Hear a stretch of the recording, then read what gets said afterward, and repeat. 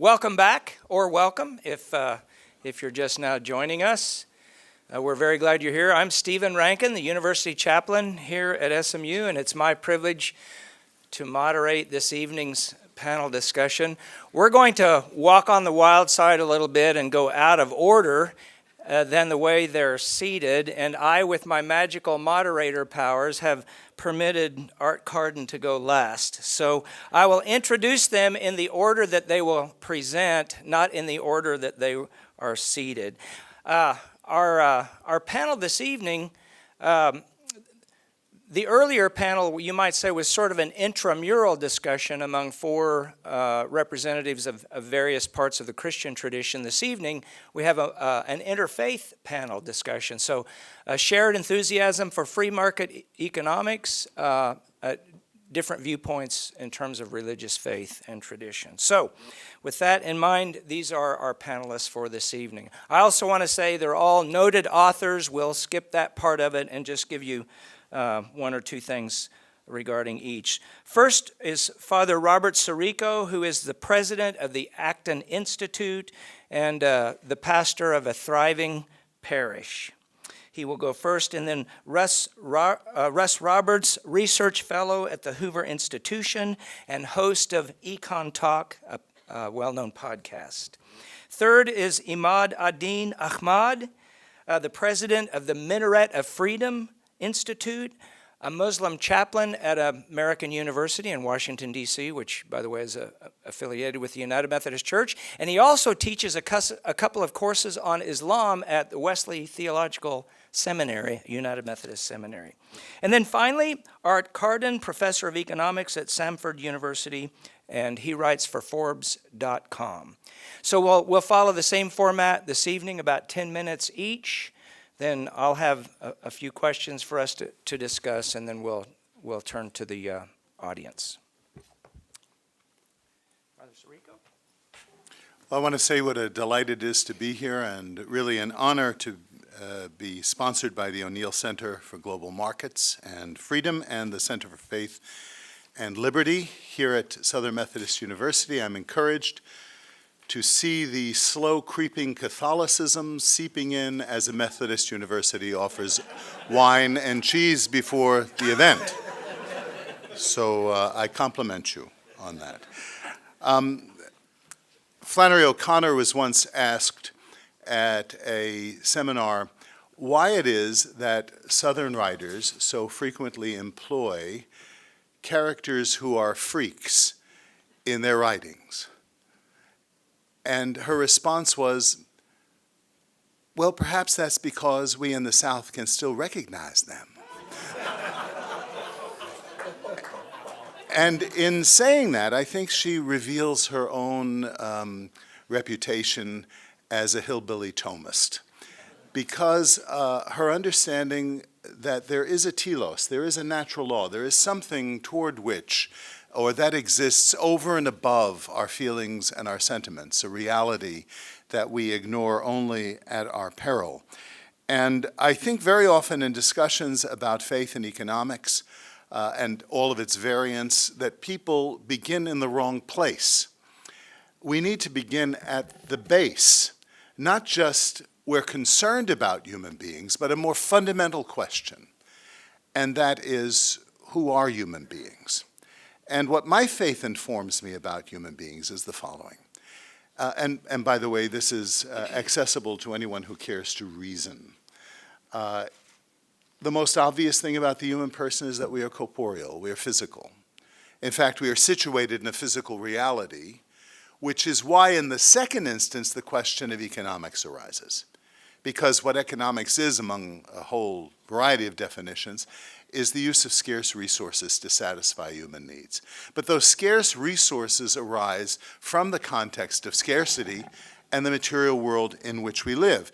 And to underscore a point that was made and clarified, because of a very common misunderstanding, that work is given to the human family as a vocation. It is distorted after sin enters the picture, but work itself has dignity and enables one to extend one's dignity, first and foremost because, as was mentioned, we are made in the Imago Dei. We see God working on the first page of Scripture, bringing into existence. He is the grand impresario. And so this begins, this reality that we are physical beings made from the dust of the earth, but we dare not stop there. And this is where many economists stop. And the truth of economics, whether it's supply and demand or invisible hand or whatever you want to call it, the whole coordinating mechanism of market economy, all of those things are true because of the corporeal reality of our anthropology. But there's something else that's true. We transcend our physicality. That is, that there are values associated with our nature as human beings that cannot be calculated by markets. There are values that transcend and come into play, such as honor and love and beauty. And these are not things that are easy to commodify, indeed cannot be commodified, even if people at times want to commodify them. I want to qualify the kind of market, the free economy that I support. It is a free economy rooted in this anthropology. And there is a constant tension between the physical and the spiritual or the transcendent dimension of the human person. Economics is not fundamentally about money. It is fundamentally about human action. You cannot divorce the economy. You can't say, well, that's the economy, that's the theory of economics that has nothing to do with human beings. It has everything to do with human beings, because if you do not have the human person at the center, if you do not have human beings, you do not have an economy. An economy arises only when human beings input value onto things. Now, you can say that's selfishness, but I think most often it has to do with people valuing things and their use for themselves and for their families and for their communities. That this interaction among human beings and the trading based on subjective values, which is important, but is not everything. There are, as I say, other values that need to be imposed upon this. And this is what we forget in modern economics. Once I was speaking at an international forum of economists, and a Nobel laureate stood up after I had delivered my paper, and he said, Father Sirico, I like everything you had to say having to do with economics. Welcome to our discipline. But he said, could you just leave the religion out? Why do you bring the religion into it? And I said, Dr. So-and-so, I pay you great respect for your many achievements in the field of economics, but I want to remind you of one thing you seem to have forgotten. That economics was born not in economic laboratories, but among the scholastic theologians of the mid-16th century in Salamanca. Schumpeter, in the second chapter of his book on the history of economic analysis, says that the scholastic theologians, who he calls the schoolmen, were more than any other group the founders of scientific economics. Why? Because they were evaluating things. They were asking questions, what is moral in human action as it pertains to providing needs for people, as it pertains to property rights, as it pertains to even questions having to do with inflation they dealt with in the 16th century. Later I can say more about that if you're interested in that. So what I'm talking about is that subjective value is true, but it is not the whole truth. And we can't just ignore it and dismiss it or denounce it. It is only in error when it pretends to be the whole truth. What we need to do, and what the church has always done, is to recognize that incarnation principle, that God redeems the world by associating himself with the world in the midst of the world. Salvation doesn't drop down from heaven. It breaks out from the human condition. That the study of Christ becomes the study of who men and women are, that the true humanity is seen demonstrated in the incarnated Christ. This, in my tradition, informs my understanding of economics. And the advantage to the human community is that this notion of the imago Dei, of intelligence, of reason, and of freedom to act based on our reason and our subjective values becomes the way in which the economy is coordinated. That it's not just some Politburo existing who knows everything and sees everything and can pull in information and make decisions for people. That the facts of the matter, the reality of the matter, the needs of human families and nations can only be known by consulting them or by letting them reveal what is of value to them. And that can only happen when people are free to express that. And then that information is communicated by something as mundane and boring and as tedious as the price system. That is, prices, when made known in the free market, and remember, prices are not arbitrary numbers put on goods and services. They emerge out of what people themselves say they need, and the entrepreneur follows the commands of the consumer in terms of what to produce and how much it should cost, even what color it should be. And when you interrupt that because you think you are the conoscenti, you know better, you have a greater insight into morality or whatever other things, then you distort the economy. You dumb down the intelligence of the trading community, and you invite disaster. Now, does this mean that the free economy is our salvation? Does it mean it will provide all human needs? Absolutely not. But it is necessary, even though it is not sufficient. I say not to ignore it, but to direct it to its telos, so that we can one day again recognize the freaks in our midst. Thank you very much.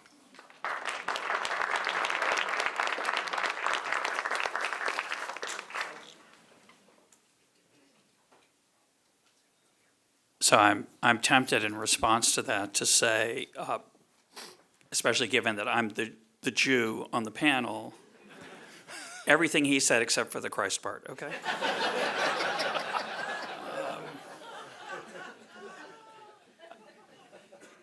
Because I too am going to strike a balance between the power of economic markets, but the spiritual and human needs of us as individuals. And so I'm just going to say what you said. I'm just going to say it in a different way. I apologize. There's a couple things that are different, but not too many. I got half of my stuff from you people anyway. You're very kind. You're very kind.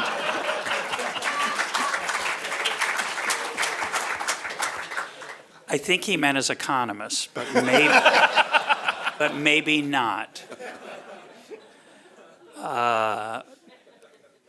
Anyway. So I'm actually going to be a little bit critical of economics as Father Sirico was, because I do think there is a tendency in our religion as economists to over-worship economic growth. And before I talk about why that is, I do want to say that economic growth is overwhelmingly a glorious thing compared to abject poverty. I don't want to romanticize anything about poverty, and I do recognize the power of economic well-being to give us lots of things that gives us the freedom to enjoy the Sabbath, say, and take off 14% of your work week is an incredible luxury. Jews have struggled with it throughout history, but it's a lot easier today. Somebody asked me in the hall, is it harder to keep the Sabbath in today's world? And the answer is, I think it's a lot easier, which is ironic given that the Sabbath was instituted to give us freedom from work when work was incredibly unpleasant, right? It was manual physical labor. Now, most of the people I know who keep the Jewish Sabbath, the sacrifice is not financial, it's not being able to check your email. And I think it's even more helpful. You might think, well, in today's world, what's the big deal? I mean, you don't even need it. You need it more than ever. So I'm very grateful for that. But I do think there is a temptation to over-worship the growth aspect of market processes. And obviously, a religious perspective suggests a different approach. The first panel used the word flourishing, and I would add it as well, that of course, the fundamental goal of life is to flourish. It's not happiness, by the way. So I think the modern focus on happiness is a moral and spiritual dead end. We look for meaning. We look for deeper satisfaction than I think the word happiness captures. So when I think about economic policy, I want it to enhance our opportunity to flourish, to dream, to find meaning as we define it as individuals, and to pursue a path that speaks to us. And what determines whether people flourish obviously goes well beyond how much money they have, their ability to acquire goods and services. An overemphasis on growth, an overemphasis on the material, an overemphasis on material prosperity ignores the human desire for meaning, our desire for transcendence, the challenge of overcoming our self-centeredness, our longing for belonging, our desire to connect with other people. And I think if you focus too much on the virtues of growth, if you're not careful, you think you're a scientist or an engineer that just gets the math right and gets that religion stuff out, but of course it's central, regardless of which particular faith you're in, or even if you have no religious faith, if you're an atheist, it's still essential to the human experience of how we live. It's not just about money. According to a particularly sterile but typical economic theory, a person should be indifferent from winning $25,000 in the lottery, receiving a $25,000 welfare check, or earning $25,000 working.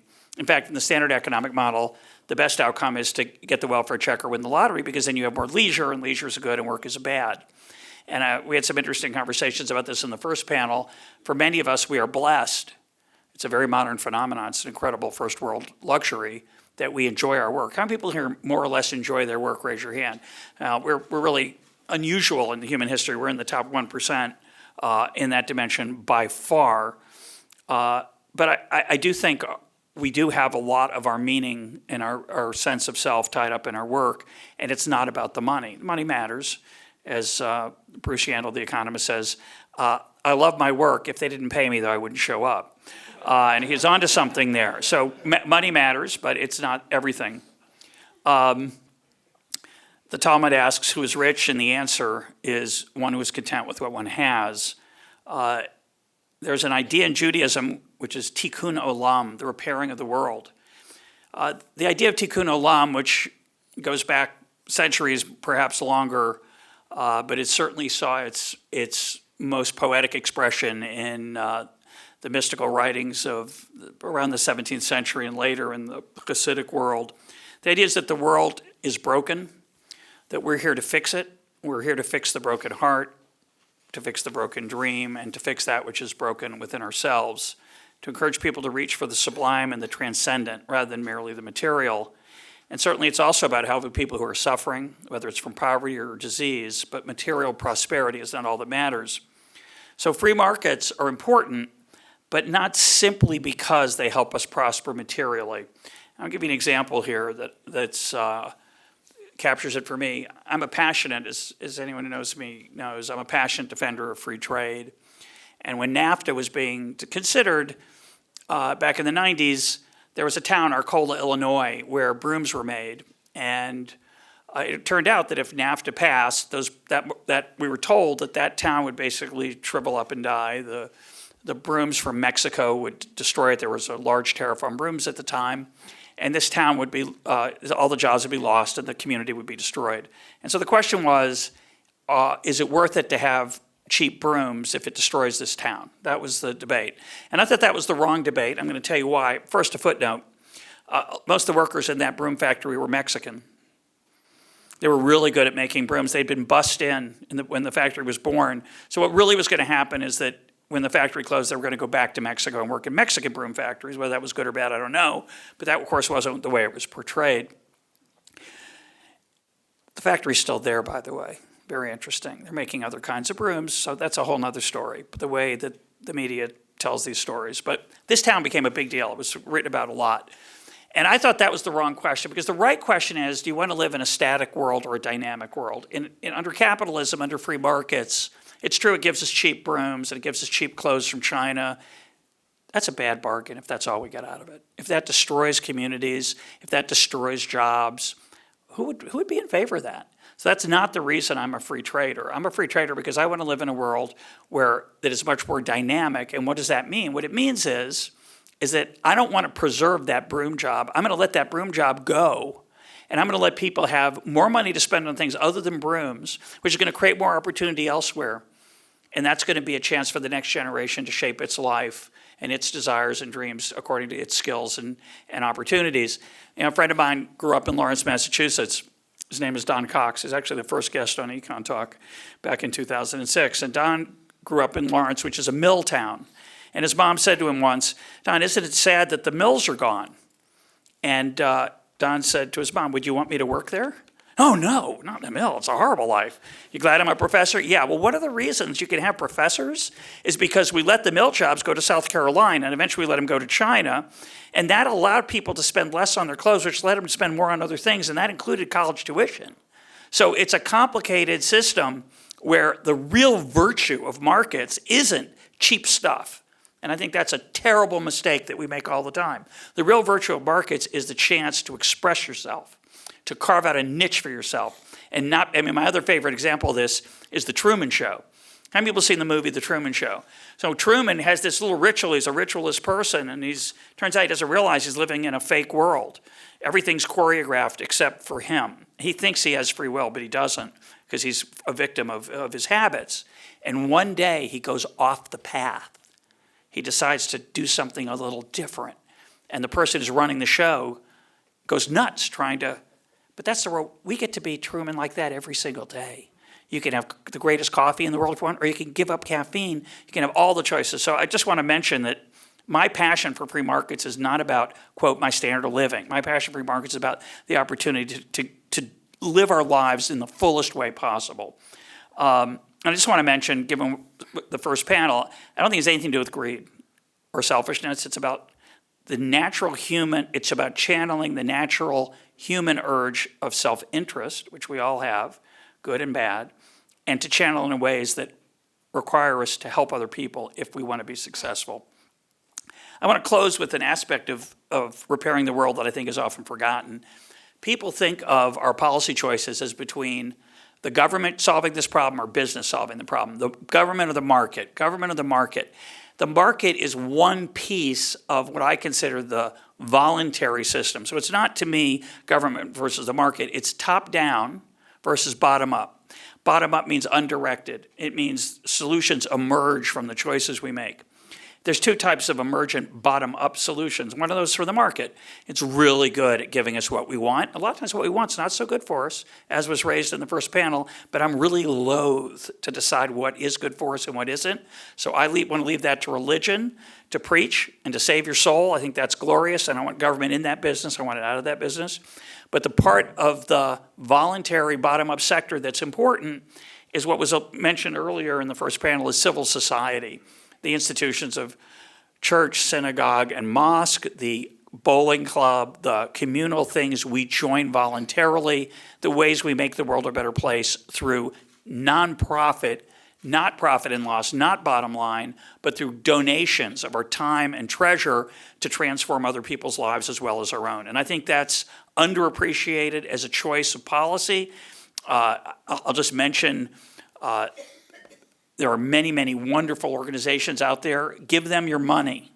Give them your money that work with people who are struggling, who can't flourish. Our typical way of helping people who can't flourish is to give them money. It's not the worst thing in the world. Money's pretty great. But often they are looking for something more than that. They need education. They need help. They need a connection. They need a human touch.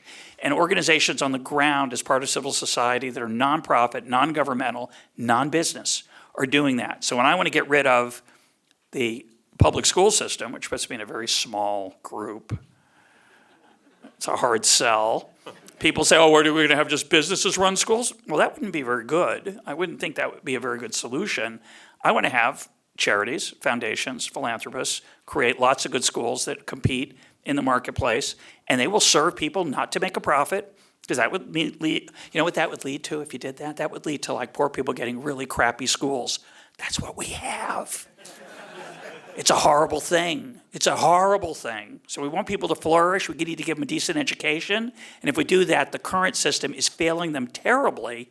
But this alternative to the current solution is not a for-profit school system. It's a for-people school system that's decentralized. I'll stop there. Thank you very much.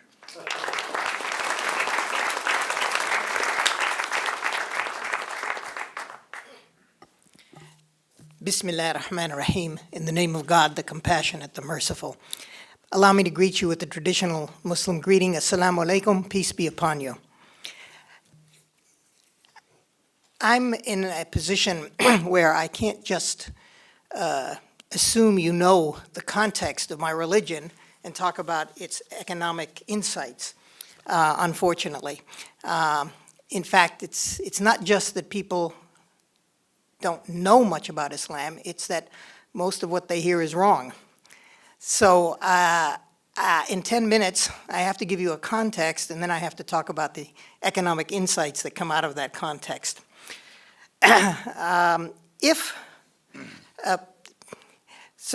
Fortunately for me, Islam is a pretty simple religion.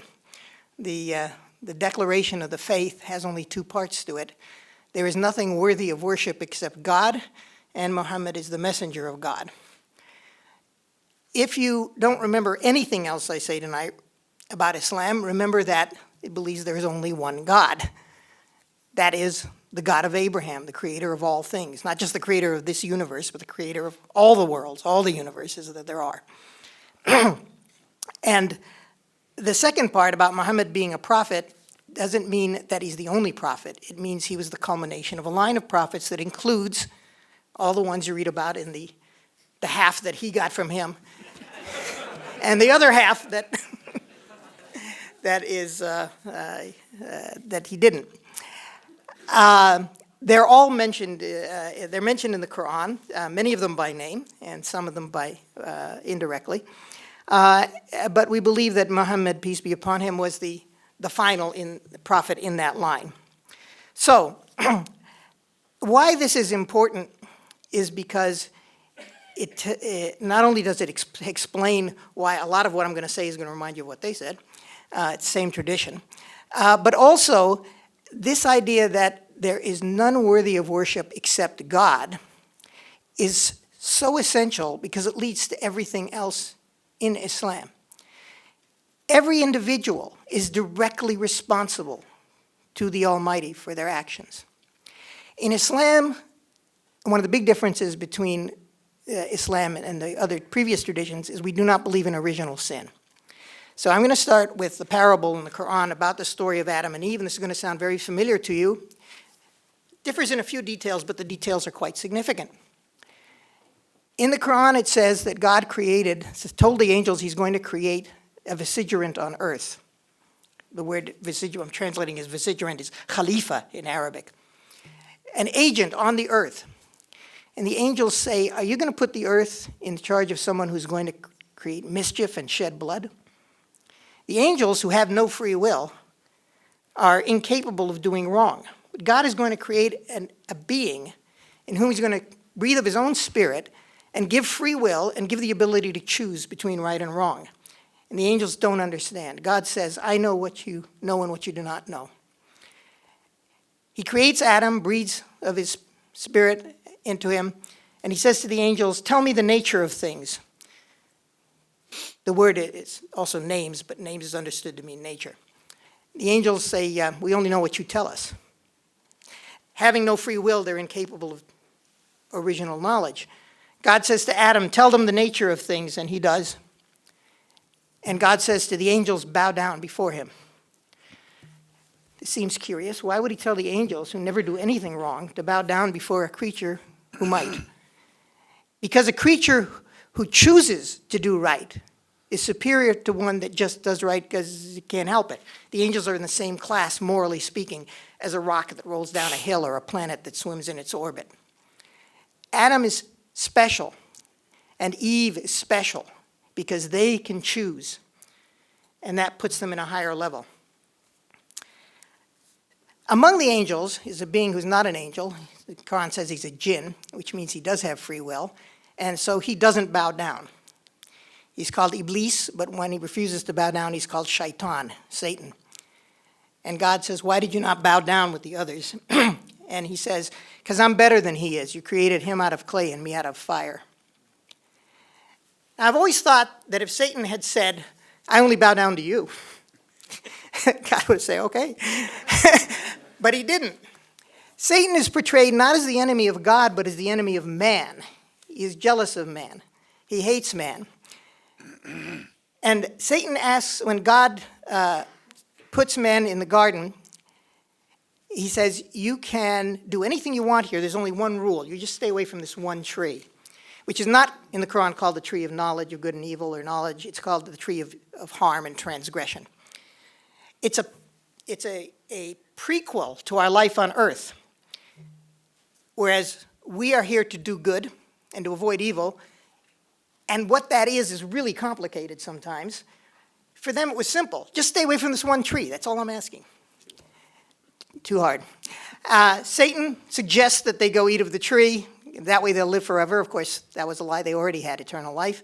But they fell for it, and God sets them on the earth. Satan says, give me time. Do not judge me yet. And God says, I give you time. Satan says, I will use that time to mislead them and their children into every form of wrongdoing. And God says, do whatever you will, but if they follow you, I will put you and them in hell. But you have no power over my servants. This is important. Satan has no power over us. He can make suggestions, but if we follow them, it's our responsibility. Okay, what does this have to do with economics? Adam and Eve repent of their sins and they're forgiven. So there is no original sin. We're not being punished for their sins because they were forgiven. But we are being tested in the way they were. And our job here is to do God's work. I won't repeat what was said before. To do that, we need material resources. And Islamic law recognizes the rights of property and the value of trade. It was founded by a merchant. Muhammad was a merchant. And his wife Khadijah was a merchant. In the Quran, it says, O you who believe, do not consume your wealth among yourselves but let there be trade and mutual consent among you. Do not destroy yourselves. Indeed, God is to you most gracious. The Prophet himself gave the example of how we're to fulfill these, including details of economics. Don't have time to go into them, but I'll give you just one example. When there was a natural disaster and the price of a certain commodity skyrocketed, and people went to the prophet, who was the leader of the community as well as a prophet, they said, regulate the prices. And he said, God has set one price and you want me to set another? It's also developed a whole history of Islamic thought on economics. I don't have time to go into it, so I'll just take one example, the great scholar Ibn Khaldun. You've heard about the school at Salamanca, which was indeed the beginning of Western economic thought, but it was not the beginning of economic thought. Salamanca was in Spain, had just been taken over from the Muslims, and the scholastics of Salamanca picked up where Ibn Khaldun, a 14th century historian who is credited by no less an authority than Toynbee as being the father of sociology, taught that history has cycles because there are policies that are good policies and policies that are bad policies. And young dynasties, new regimes tend to instigate good policies that cause the society to flourish. As they become used to the luxury that their good policies create, they begin to see the government's job not as protecting sound economic principles, but to hand out favors, and the society begins to decline. As it declines, they get desperate, they increase the taxes. That causes things to become even worse. I'm sure I'm out of time now, so I'm just going to say one last thing from Ibn Khaldun. Get his book, The Muqaddimah, The Introduction to History, and you will see wonderful chapter titles like How Government Intervention in the Economy Destroys Civilizations. and why the regulator should never be practicing the business he regulates. Okay, and I will stop here, and I hope you have lots of questions.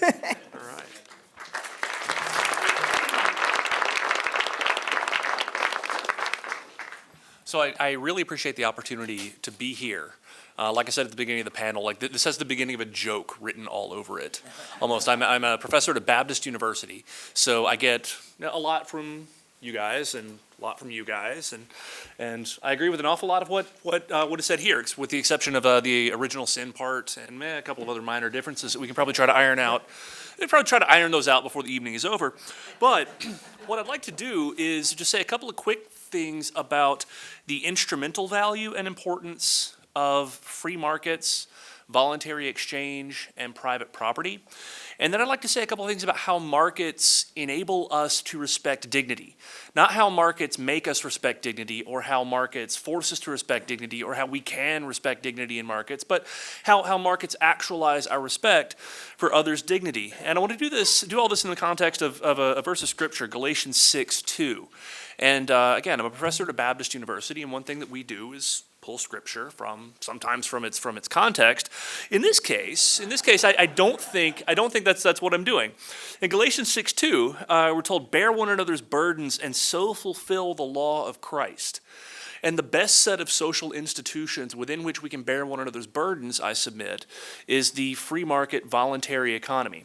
And I want to think about a couple of ways that that's true. First, to get to this question about prices. There's an excellent lead-in, I think, for some of the stuff that economists have to say about the price mechanism and how it works, particularly in disaster contexts. Now then, there are a lot of reasons why people love economists, and one of them is because we're the ones who step in after a disaster and say, yes, actually, we should allow the price of gas to reach $6 a gallon, and actually, we should step aside and let people charge $10 a bottle for water. And the reason for that is because of the signaling mechanism, or the signaling function that prices do, the signaling function that prices accomplish, and specifically the rapidity with which they transmit information about on-the-ground local conditions to people who may not be aware that anything has even happened. So to take an example, recent hurricanes, Hurricane Michael, Hurricane Florence, we see increases in, say, the price of bottled water, increase in the price of gas. Let's just use gas as an example. So the higher price of gas after a hurricane says, send gasoline into this hurricane-stricken area. And further, it sends that information to anyone who consumes gas, whether they know that there's been a hurricane or not, whether they know what kind of damage there has been or not. And indeed, it's the price mechanism that tells people and provides them with a very, very strong incentive to bear the burden of those on the ground, those in local conditions we may not know, may not understand, but can nonetheless, in some sense, fellowship with, or in some sense, participate in, by recognizing and responding to a higher price of gas, or a higher price of bottled water, or a higher price of any of a number of other things. Now, it all sounds well and good to say we should care about one another, and indeed, I agree that we should. I fully 100% believe that we should, but our capacity, our cognitive capacity and our moral capacity is limited. And I think this is one of the most important insights that we get out of the work of Adam Smith in the Theory of Moral Sentiments and the Wealth of Nations. Quite simply, I know and love my own children like I can know and love hardly anyone else. My ability to know and understand local context is very, very, very, very limited.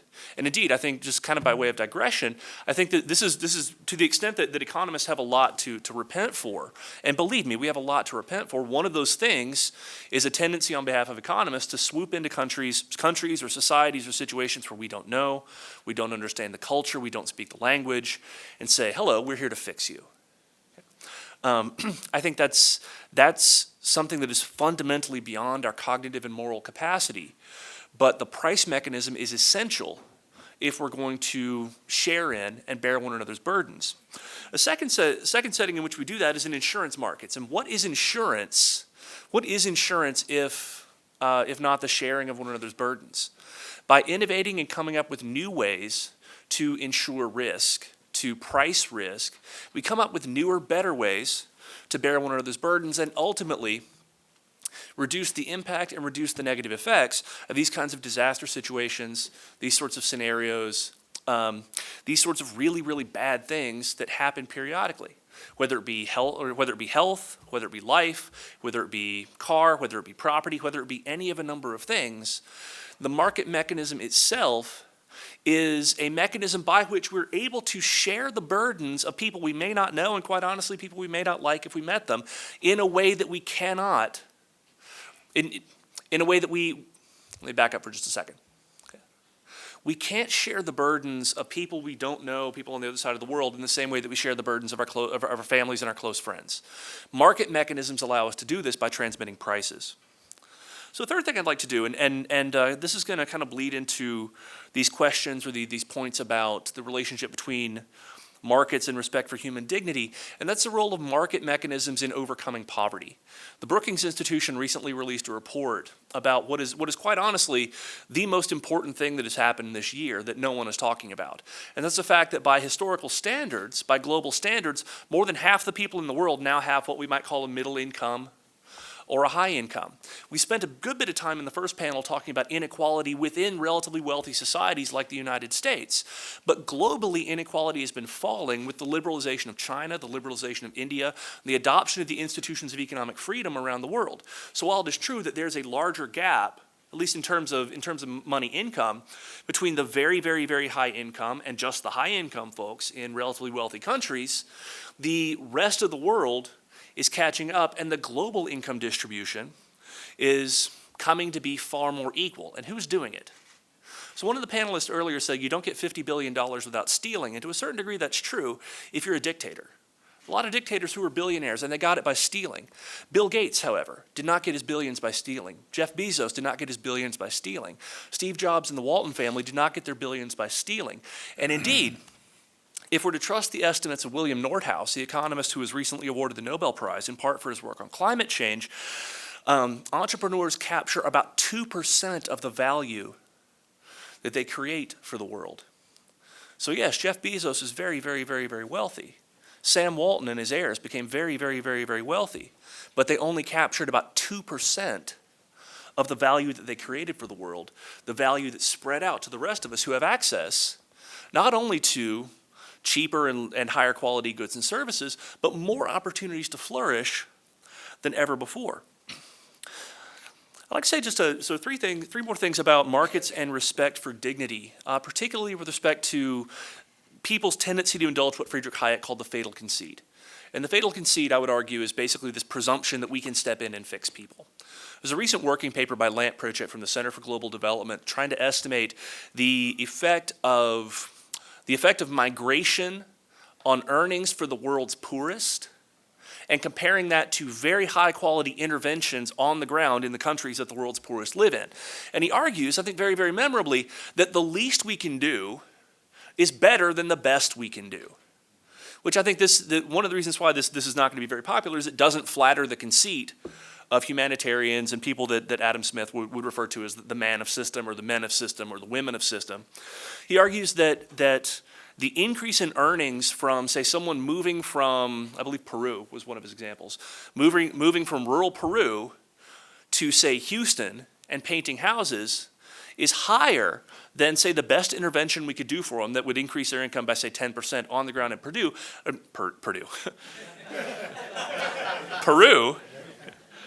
by a factor of about 50. That's not 50%, that's 5,000%. Okay? The increase in incomes for the least of these among us that could be had by reducing barriers to labor mobility across international borders is mind-boggling compared to the best that we can do in the form of redistribution or even the best kinds of aid programs that we can engage in. I think economics is useful, and in the interest of time, I'll just kind of condense all of this into one point on the importance of exchange and the dignity of the human person. So in the second chapter of The Wealth of Nations, Adam Smith, that's where he writes that it's not from the benevolence of the butcher, the baker, and the brewer that we expect our dinner. Rather, it's from our appeal to their self-love. And I think it's a serious misreading of Smith to think that this is a counsel for selfishness. Rather, I think what Smith is saying is that what's important for us to recognize is that other people matter too. The butcher, the baker, the brewer, they have the right to say no if you don't offer them a deal that they like. Why? Because they've got their own stuff to deal with. They've got their own families, their own friends, their own values, their own ideas. They do not exist for us, to borrow from a philosopher by the name of I believe it was Edward Fazer, who said that. there's a fun by recognizing the right of refusal in market exchange, we fundamentally, I think, recognize and respect the dignity of the human person. So right now, I'm reading the Lord of the Rings trilogy with my 8-year-old daughter, and one of the things I really hope she takes from this is the folly of presuming that you are capable of using power, that you are that you have the right, the ability, and say the willpower to use power effectively and efficiently. And I think that's a folly. I think that's a mistake. I think it's a mistake for us to look to power as a way of solving social problems. Rather, instead, I think the institutions of voluntary exchange are consistent with respect for dignity. They're consistent with long-run economic growth. They're consistent with human flourishing, very, very broadly defined. And so with that, I'm going to turn it back over to the chair.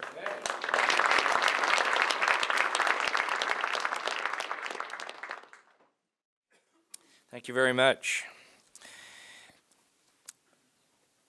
In the first panel, and to some degree in this panel, the Christian doctrine of original sin has been mentioned and explored. I wonder if we could start, perhaps some of us would appreciate very much a quick tutorial from Imad-ad-Dean and from Russ, an answer to this question. What in your tradition speaks to the brokenness of humans that has economic consequences?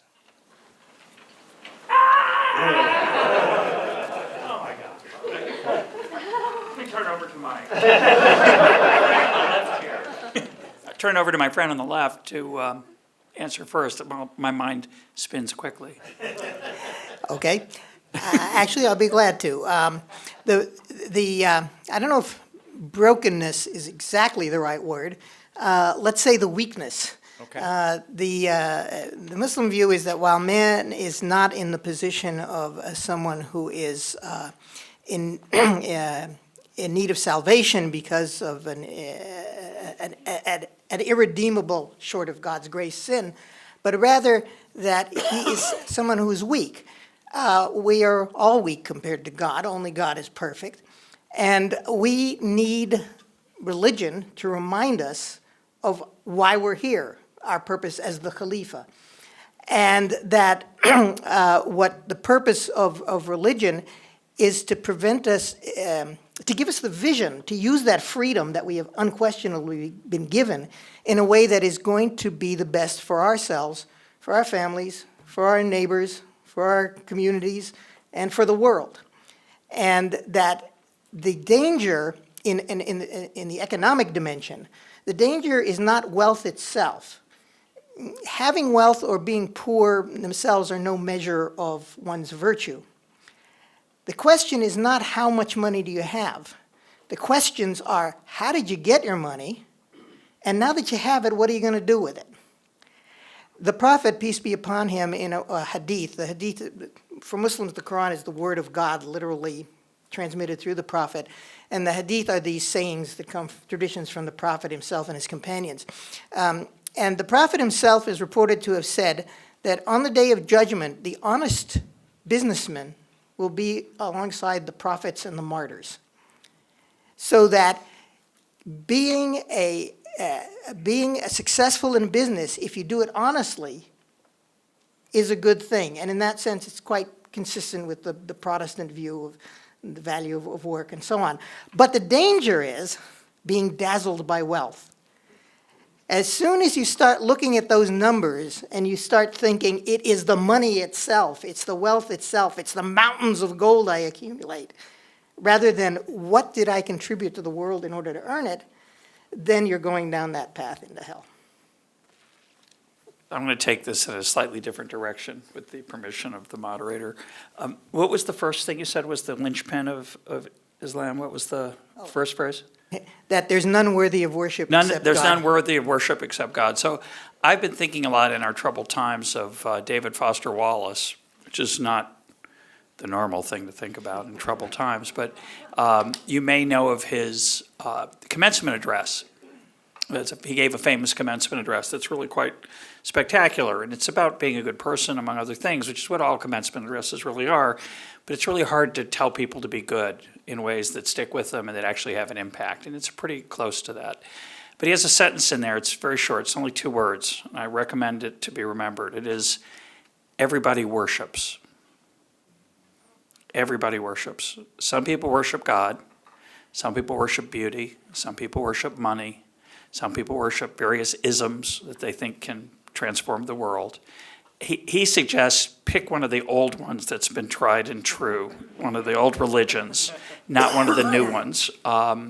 He says in there he's an incredible writer. He says, if you worship beauty, you will get old, and you fade. Your beauty will fade, and you'll be very, very disappointed. And if you worship money, it will not make you happy. And he goes through it all. It's a beautiful thing, but I think it's an incredibly important idea in our times today, where our tribalism and our desire to belong is very powerful, and we're seeking that belonging in various places.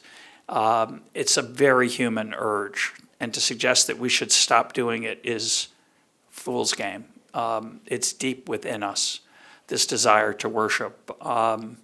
So I think I don't have a simple answer to your question other than I think it's powerfully important to pick a good religion. It doesn't have to be one with God. I mean, I happen to have one that has God in it. You do too. But if you're going to pick one that doesn't have God, you're probably better off with the Cowboys than some of the others that will corrode your soul. And Like the Red Sox? yeah, exactly. 2 down, 2 to go. So I'm just going to stop there. Okay, thank you. Well, maybe we could let's try something here. So, weakness, perhaps a better word than brokenness. If I could use the word idolatry to interpret what you said, Russ, would that be fair? Okay. Could we join in the other two and maybe have a little bit of a discussion here about whether it's original sin or one of these other concepts? What would you say from your tradition is the most important aspect of that idea relative to economic exchange? What should we be the most aware of from these faith traditions with regard to economic exchange? Well, what is often indicated was in the previous panel and is generally ubiquitous in its observation about the market economy is the greed that can be the motivator and the goal in people's lives. But in addition to this greed, there's also invidia, and that is envy. And if you want to talk about the vice of a free economy, or capitalism, whatever you want to call it, you can't do that and be fair without pointing to the envy that is encouraged by socialist or government planning ideas. How often people encourage a hatred for the rich simply because they are rich, or the successful simply because they are so, or the attractive simply because they are attractive. This invidious attitude is every bit as corrosive and destructive to society. So I think what we need to do is balance these things in order to come to a right understanding of what we're talking about. To fight against this is to fight against the reality of the human condition, whether you want to call it weak or broken, fractured or marred. I think that broken is the right word. In the Old Testament, where we're told the heart is deceitful above all things and desperately wicked. And that's not a terribly ambiguous thing. And I think that counsels for us a certain amount of intellectual humility and a certain amount of moral humility first. Intellectual humility in that we probably can't know exactly how to organize society. So my favorite computer game is called Civilization. I don't know if you've grown up or if you played Civilization many nights. all night in high school playing Civilization. I was playing it on the plane this morning. You could $7 on your iPhone or something like that. I'm the Romans, okay? But I think often we think about, quote, running society or organizing society or doing social science as if we're playing Civilization, where we have a very, very, very well mapped out set of technological plans, where we decide what we're going to build in each city, where I decide, okay, I'm going to send this super tanker to Tokyo because I'll make the most money there, or I don't know, I'll build bombers and battleships and all sorts of things like that. Without sort of stepping back and saying that's not how real societies work. Like, this is fun to do as a way of consuming a little bit of time, but the cognitive problem of social institutions is of a fundamentally different kind than this. And then when we think about moral limitations, here again, I think about Lord of the Rings, and I think about the presumption that we can be trusted with power. When I think about original sin, I'm very much with C.S. Lewis in this, and the original sin is so obvious as to, in a sense, not need comment. And if we can rebel with that sort of ferocity against Almighty God, then I tremble when I think about what we can do to one another. And indeed, looking at the 20th century, what we did to one another was horrific. I'm not very, well, I'm hesitant to dismiss claims about, say, socialism, communism, et cetera, as being kind of silly or hyperbolic, given that the intellectual elites, even of the economics profession, through the 50s, the 60s, the 70s, even into the late 1980s, were enthralled with socialism. Joan Chamberlain, who would have won the Nobel Prize, was very much a Maoist, even after seeing what was happening in Mao's China. And again, I think a lot that provides us with a cautionary tale as to what a broken human heart can do. We heard earlier in the first panel of, maybe somebody could pronounce it better than I can, Imad-ad-Dean. One syllable? Imad-ad-Dean. Imad-ad-Dean. So in Hebrew, it's B'Tselem Elohim. It says in Genesis that human beings are created in the image of God. And the way I think about that, which is, there's a lot of things to unravel there, and the first panel had some very provocative, I thought, powerful ideas on it. But as an economist, and thinking about exchange, I think it's incredibly important not to see each other as objects, and to remember that all of us are created in the image of God.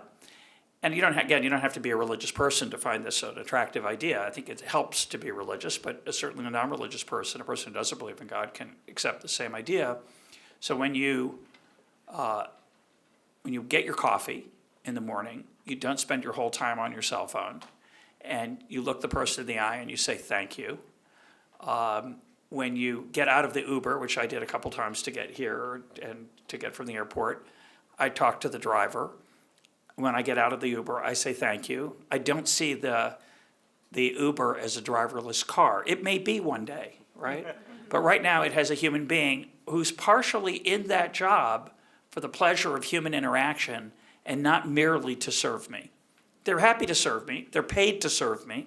But part of their reward, part of the pleasure, part of the satisfaction from interacting in a commercial way is that human contact. And we have a lot less of it than we used to, right? I'm on Amazon, I'm on Google Express, I'm ordering things through this extraordinary network of human cooperation that we've talked about today.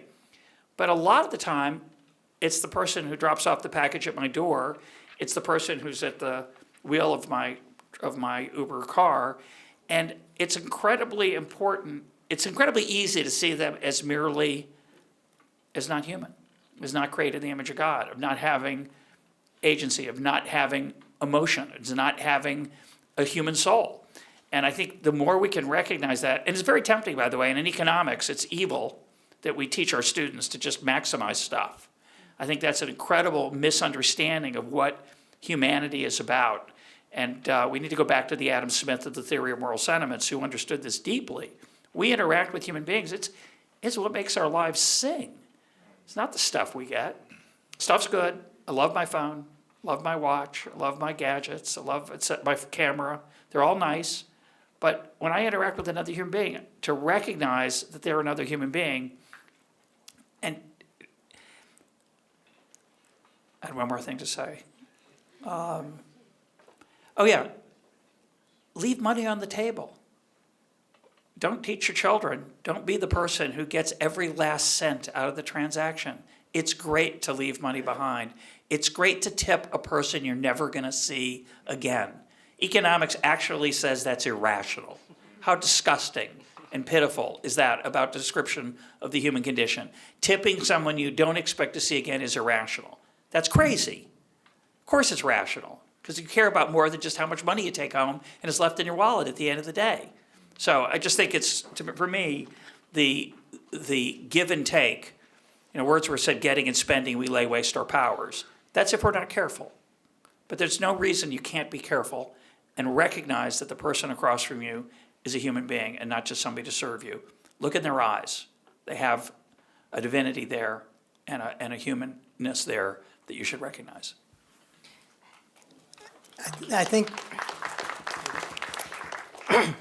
the only thing I would add, if it's indeed adding anything, is to say that bear in mind that what I think everyone on this panel would agree, certainly it's the Islamic teaching, is that which would be legally impermissible is not the whole of the law. There are some things that are not the job of the state. They can be the job of the civil society, especially the job of religion, to teach people the difference between good and bad, not necessarily the same thing as that which is just and unjust. So what is economically permissible, or what those things where the state is permitted to intervene in Islamic law, are the prohibition of coercion, the prohibition of fraud, the prohibition of exploitation. That last one can be vague, so let me clarify. Exploitation means an extreme imbalance between the power of the people participating. For example, if between a loan shark, let's say, and a poor person who's trying to borrow money for his next meal, as opposed to, free market pricing where there is a market and that you have competition and open. Now, that's not sufficient. That's not sufficient, because then if you fall into the idolatry of worshiping money, you would say, well, I make a lot of money selling bread, but I can make a lot more by selling crack. And you sit down and you do the numbers and say, okay, I'm going to change my business model. It is the job of your religion to say, no, you are not going to profit by that change, because you have to take into the long range, which means the afterlife. And even though you may die a wealthy man, your happiness is not insured. This is important because there are three different sectors to society. There's the commercial sector, there's the state, and there's the civil society. And I think that we have to take into account all of them, and that the state's function has to be severely limited. Otherwise, we get into the dangers that have already been pointed out by socialism and communism and fascism and by the excessive government actions even in our own society. Okay, thank you. I'm cognizant of time. We need to get to our audience for questions. I would like to try one more question, and in some ways we've probably covered this material already, but I'd like to present a little scenario to you. So you are now tasked, and I know this isn't a hypothetical exactly, but you are tasked with teaching an introduction to economics class to 18-year-olds.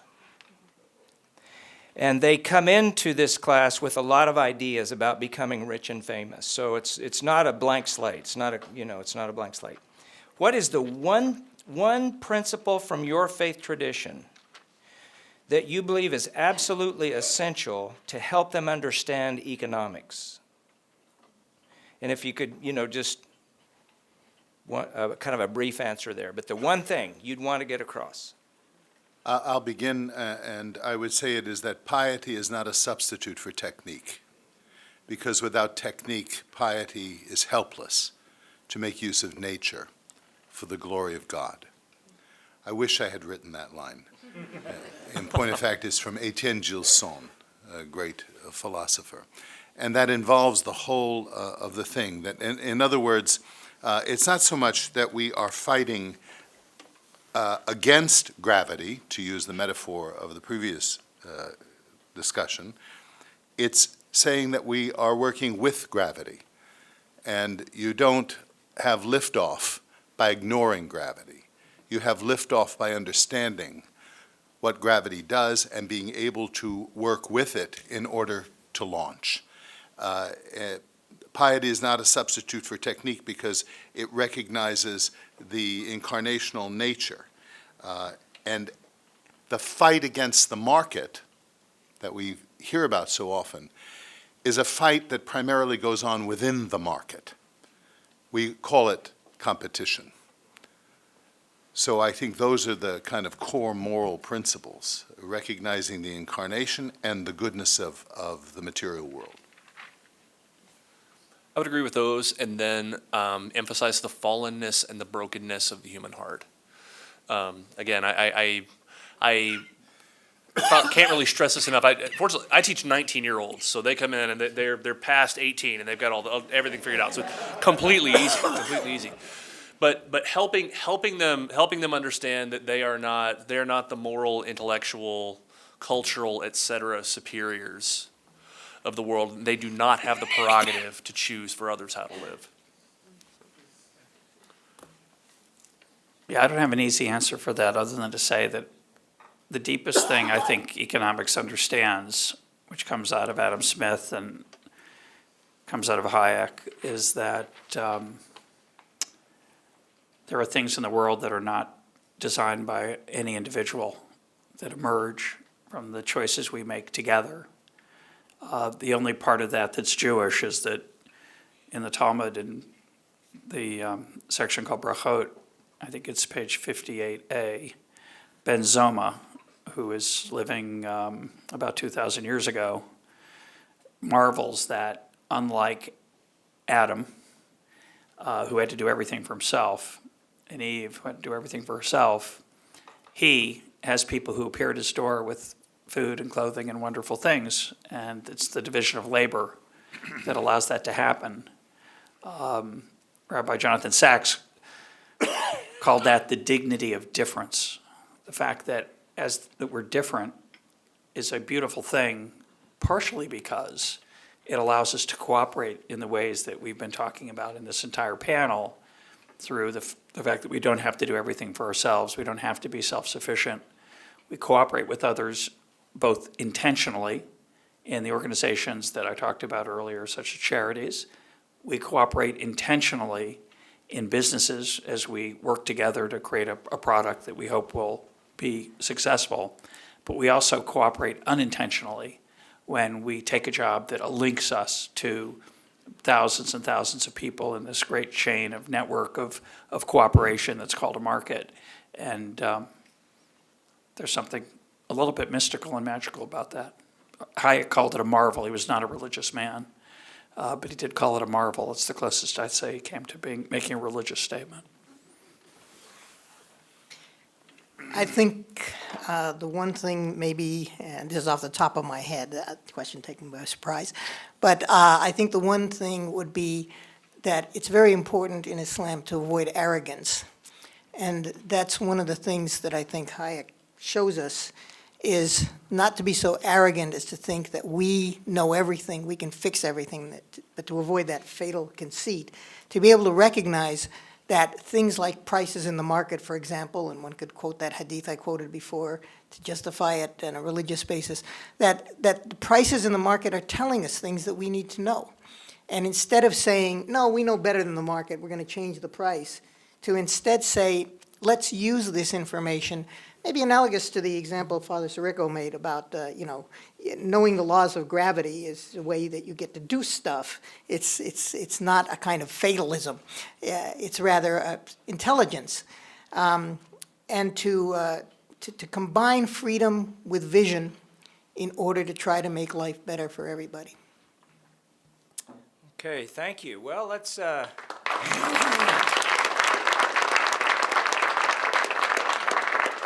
We have microphones available if you have a question. Yes, sir. Hi, thank you This was wonderful, really, truly wonderful. I have a question about, somewhat derivative from the last council, about talking about welfare, socialism, subsidies, the secular attempts to sort of level the playing field and to give back to people who are less fortunate, et cetera. But I'm wondering, as a society, as a civilization, have we poisoned the gift of charity by doing this, both on the recipient end, because you essentially replace the humility of charity with entitlement, and on the giving end, you replace the joy of charity with taxation. Now, from the strictly, purely economic standpoint, you could argue that minus transaction costs, there's no difference between charity and welfare. But I'd like to hear your comments on what we've done to ourselves by making that change. What you said just at the end, I think, points to the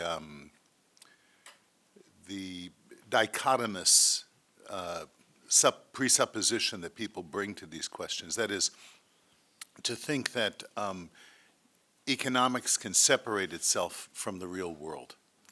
Because the people acting, whether charitable giving or receiving, are human beings. They're not just individuals. We are, in a sense, individual, right? We're unique. We're genetically distinct from our parents. From the moment of our conception, we are that. But we are also always in relationship with one another. So a better word than the word we slip into, individual, is persons. And that richer reality of that reciprocal reality of that, is what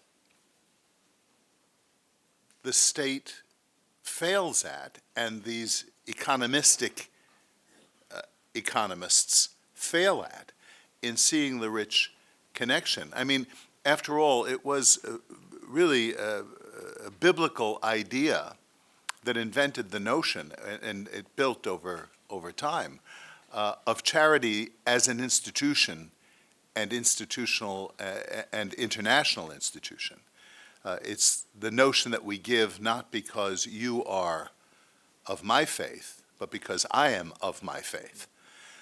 And these institutions that grew, whether it's the hospital or the university or these charitable institutions that grew not by the state. The state later co-opts them. Fellow Texan here, Marvin Olasky, points this out in The Tragedy of American Compassion, where we make this mistake of thinking that compassion is giving things to people, when in reality what it is suffering with people. Sometimes we suffer because my bank account is lightened by what I do. But the more important thing than the material subsidy is the solidarity that occurs. And then you're probably going to bring, I hope you bring up Maimonides' ladder. Good, then I'll stop. Okay. We're a great team, by the way. You could call it the Judeo-Christian tradition. What? You could call it the Judeo-Christian tradition. You could, yes. So Maimonides, 13th century Jewish sage, had different levels of charity, the highest being anonymity on both sides. But higher than that still is giving a person a job, teaching them a skill, which is, of course, a riff on or the joke is the riff on Maimonides, which is, give a person a fish they eat for a day, teach them how to fish they eat for a lifetime. The better version of that for this panel, which I wish I knew who said it. One of my readers said it, and I forgot who it was, which was basically something akin to embed them in a market and allow them to trade with others, and they'll become prosperous, right? You don't just, if you're reliant on finding a fish every day, you still have a pretty hard life.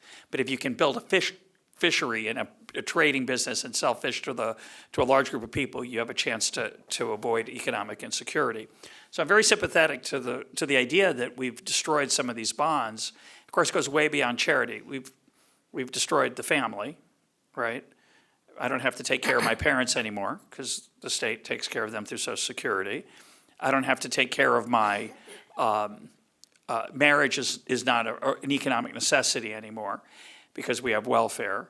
So having said that, you could argue that all these government interventions are horrible. Of course, the flip side is maybe we had to do all those things because the family was falling apart and poor people can't find work. And so it's not obvious to me that even though I'm very sympathetic to the idea of the personal thing that we've lost, the personal thing doesn't always work so well. We have to be honest about that. It's not just a difference in transaction costs. It's going to be very difficult to get people to voluntarily give as much money as the government's able to tax and raise for welfare and helping the poor. So I think we have to be honest about that. At the same time, I'm optimistic that there are ways of improving other people's lives that don't just rely on money. And that's why I say, teaching a person a skill or hiring them is really the much more attractive thing than helping them by giving them things. But of course, there are people who are desperately poor and desperately need to receive something. So it's not, to me, it's a very complicated question. I like to think that in a world where we weren't taxed, we would give large sums of money. I think culture would emerge to encourage that. Would it be sufficient to dent or get rid of the pain of poverty to the level that the government's able to do? That's an open question. Open question. I'd like to try to answer that question directly. First off, in Islam, one of the 5 pillars of the religion, one of the 5 basic rituals is something called zakat, which is obligatory charity. It's not voluntary, it's obligatory. As a Muslim, you must pay, if you have more than a certain minimum amount of wealth, you must pay 2.5% of the excess to the poor and needy. If you don't have that much, then you're entitled to collect up to that much towards the coming year's expenses. Now, the 3 differences between this and government, say, a basic income distribution, which people are talking about, are one, the spiritual aspect. It is important, even though it's obligatory, it's important that you do it voluntarily in order to get the moral credit for having done so. Is a personal issue, notwithstanding the difficulties of the personal distribution, the fact is that when you're giving personally to people you know if they really need it and if they're using it in a permissible manner or if they're using it for, they're wasting it on things that are forbidden by the religion. But there's also a third element that addresses the question about government's greater ability to access and distribute resources, and that is the element of corruption. Most Muslim countries in the world today, the government collects the zakat and distributes it. You want to know how much goes to the poor and needy? Forget about it. Here in the United States, where we have strict separation of church and state, the zakat is distributed through mosques and organizations. I'm involved with one of them, the Islamic American Zakat Foundation. And a great deal of effort is gone in to make sure that the process is transparent. Anybody can look at our books. The people who come to us are not only given money, but taught how to fish, as it were. And so we try to make things very effective, as do the other organizations. Yeah, so I think there's an important third type of corruption, and that's the corruption of the taxer, who is in some sense trying to do the work of the Holy Spirit or trying to take over for the work of the Holy Spirit and say, I know how you should live, or I know how much of your income should be transferred from this person to this person, and I'm wary of the notion that we know how to do that. Now, granted, there are going to be better ways to do things and worse ways to do things, and there are a lot of really, really exciting proposals on the horizon. I think there's a lot of interesting stuff to be said about universal basic income or federal job guarantees, or again, better and worse ways of doing these sorts of effecting these sorts of changes. But I think fundamentally there was a lot of discussion in the first panel about sort of the need to recover like a full and flourishing and vibrant idea or notion of the human person. And I just don't think that happens with redistributive institutions. We mentioned earlier, we said a couple of things about what our tradition might have to say to 18-year-old students, and they will sometimes they'll say, you know, give a man a fish and he'll eat for a day, teach him how to fish and he'll eat forever. Well, how do we know that the problem is that the person doesn't have any fish? Or how do we know the problem is they don't know how to fish? And moreover, how do we know that you, 19-year-old sophomore at Samford University in Birmingham, Alabama, are well equipped to go to pick any country in the world and teach them how to fish? Again, I think I don't want that to sound like desperate or fatalistic, but to say that what I'd like to sort of get back to some of the things that were discussed in the first panel on really recovering, it's like fully vibrant human relationships within our capacity to do so. I just want to add one thing to that because it's too good not to mention, which is there's a lot of interest right now in what's called effective altruism. You may have heard of it. It's a really important idea, and I think I hope many of us here are involved in charities and religious groups that are trying to make people's lives better, and we know how hard that is. It's extremely difficult, and a lot of those organizations are handicapped by the fact, for me, that a lot of people just want to give money and don't care about whether it works or not. They just want to, you know, say they donated. I think that's a huge problem with charity in general. And so people say, well, let's make sure it's effective. Well, unfortunately, it's extremely difficult to find out if it's effective. For a long time, there was a huge effort to get rid of malaria, which is a great idea. Malaria is a horrible, horrible killer in the poorest parts of the world. So one of the things they did is they gave people bed nets to protect them from mosquitoes, and they used them to fish, which is perfect. What they really needed was to learn how to fish. They didn't need a malarial bed net. They knew much better than the people who came. And so it's the reverse of what you were saying. Good. Okay. Is it fair to let the previous panelist ask a question? They've been attacked enough. Anybody want to They vote? should be Okay, able to come on, Steve. respond. This is probably going to be the last question. No, please. Thank you very much. I wanted to be on your panel. I'll bet. I can't help but think there's a certain contradiction that I would like you to help me resolve. And it's a contradiction that I've been involved in these debates very often. And that is, on the one hand, God has created us as rational, intelligent creatures who can understand what is true, pursue the good, enjoy beauty, and find out all kinds of things about the world.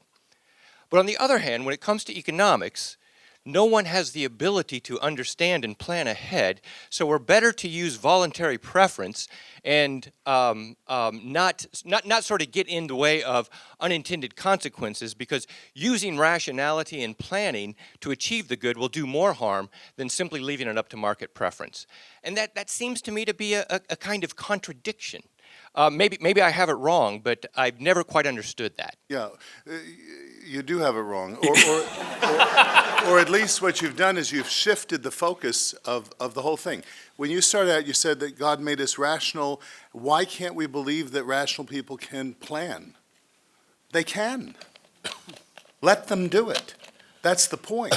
The contention is that by collectivizing this and presupposing that some synoptic committee who sees every need and can organize society to meet that need, that they know better than people expressing their personal, subjective, knowledgeable preferences at local levels. I think the question is the resource of first resort when there is need in society the government or the person and the family and the community? And all I'm not saying there shouldn't be a government. I'm saying that we should not allow the presumption to be that the government is that resource of first resort. If I'm hungry, I have the first responsibility to feed myself. And if I have a failure, I'm ill or handicapped or whatever it happens to be, then my family, most proximate to me because they know me the best. And then if there's a failure of the family, then I'm describing the principle of subsidiarity. And the principle of subsidiarity says two things.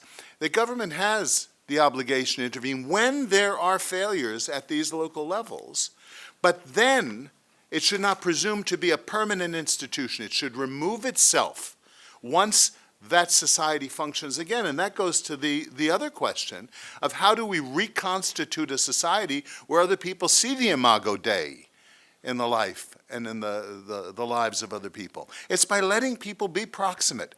But when we don't have to be proximate to the poor anymore, when we say, well, the government does that, then I think we destroy the culture and respect for solidarity. I love this question. We believe that God created human beings as rational, volitional beings. But being a rational being doesn't mean that you know everything. In order to plan, you have to make use of some knowledge that comes to you by irrational means. For example, we couldn't do anything without language. Language was acquired irrationally. Prices are irrational.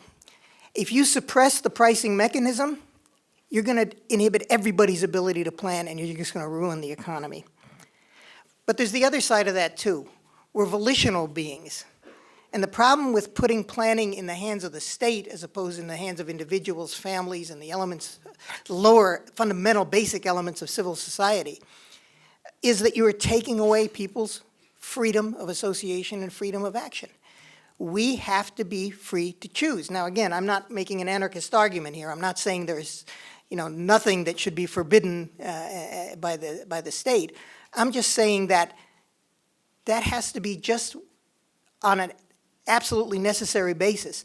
The more you can allow people to make their own choices, the more prosperity you're going to have. And the less that you allow people to make their own choices, the less morality you're going to have, by definition. Because if everybody were forced to be good, nobody would be good. All right. Oh, Well, yeah, I don't know how to, thank you for the kindness, but it's a deep question, actually, and it gets at the thing I was trying to mention earlier about the fact that government versus market. There are a lot of problems markets can't solve. Markets are really good at solving things where you can make money. Not every problem is solved by things that make money. It's just absurd to think that's the case. It's not, markets don't solve the problem of poverty right now. They do have a huge impact over time, right? But the real issue, I think, is that when you talk about the imperfection of human beings, which, let me say it differently, one of the worst things in economics is the idea of that we're, quote, rational. We're obviously rational in the sense that we try to figure stuff out, and we obviously fail most of the time. Then the question is, now what? Do we allow someone to decide for us, or do we get help from other people? How much do we decentralize through the market, through the price system? How much do we decentralize through charity?